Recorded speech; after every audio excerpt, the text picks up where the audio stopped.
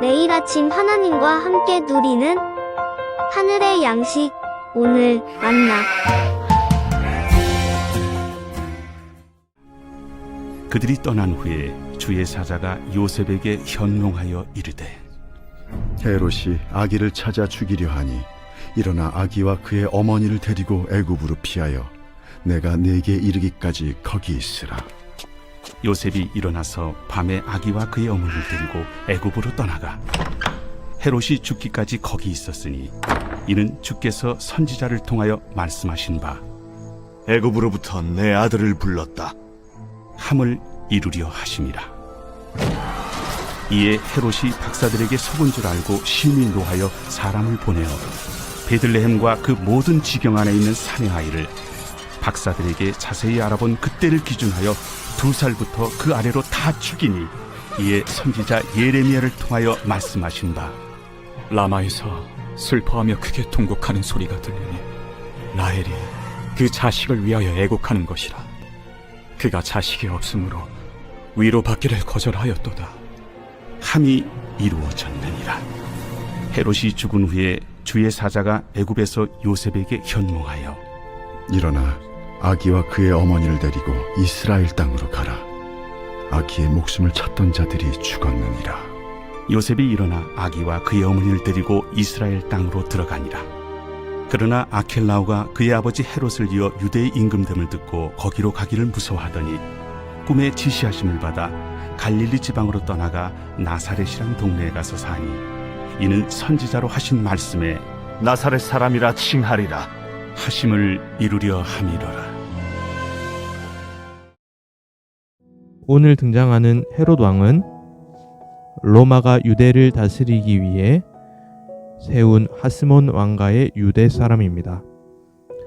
그러나 헤롯 왕은 순수 혈통이 아니었기 때문에 유대의 사람들은 그를 인정하지 않았습니다. 그리고 친로마적인 정치색과 유대 사람들을 포용해야 했던 헤롯은 여론을 매우 중시하고 자신의 평판 관리를 위해 애썼던 사람이기도 했습니다. 먼저는 로마를 위해 가이사랴 빌립보에 그 신전을 세우게 됩니다. 그것은 로마 황제를 위한 신전이었습니다. 또 다른 한편으로는 유대인들을 위하여 수룹바벨로 인해 재건된 제2성전을 새롭게 확장해 주었습니다. 그의 행동 하나하나는 철저히 정치적이었고 자신의 기득권을 유지하기 위한 선택이었습니다.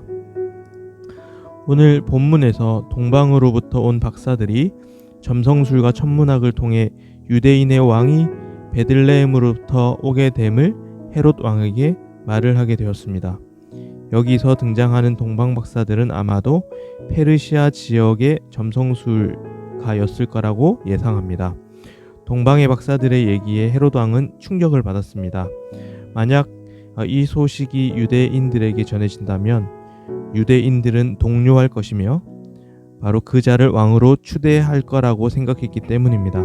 그래서 헤롯 왕은 어떤 방법과 수단을 가리지 않고 그 일을 막고자 하였습니다. 헤롯 왕은 지체하지 않고 바로 행동을 옮깁니다. 군사들을 보내어서 베들레헴 고읍에 있는 갓 태어난 어린 아기들을 살해해 버립니다. 이때 한 고읍의 아이들은 대략 20-30명 정도의 규모라고 합니다. 당시에 이 정도의 살해는 역사책에 기록되지 않았을 정도로 흔한 일이었지만 헤롯은 자신의 기득권을 유지하기 위해 이 끔찍한 살인을 저지르게 됩니다. 그러나 베들레헴 백성들에게는 너무나 끔찍한 일이 일어난 것입니다. 우리는 헤롯이 너무 끔찍한 왕이었음을 고백할 수밖에 없습니다. 그러나 우리가 조금 더 생각해보면 헤롯뿐만 아니라 인간은 언제나 자신의 기득권을 지키고자 수단과 방법을 가리지 않는 존재들입니다. 자기 기득권을 지키는 것, 즉 인생의 주인이 자신이라는 사실은 모든 인간이 가지고 있는 마음입니다. 왜냐하면 그것이 죄의 본질이기 때문입니다. 아담이 선악과를 따먹은 것이 자신이 하나님처럼 되기 위함이었는데 바로 자신이 인생의 왕으로 살고자 하는 마음이 있었기 때문입니다. 그런 관점에서 오늘 본문을 본다면 여기에 등장하는 헤롯 왕의 죄는 사실 우리에게도 있다라는 것을 알게 됩니다. 자신을 지키기 위해, 자신의 인생의 주도권을 지키기 위해 수단과 방법을 가리지 않는 헤롯의 모습이 우리의 모습이기도 한 것입니다.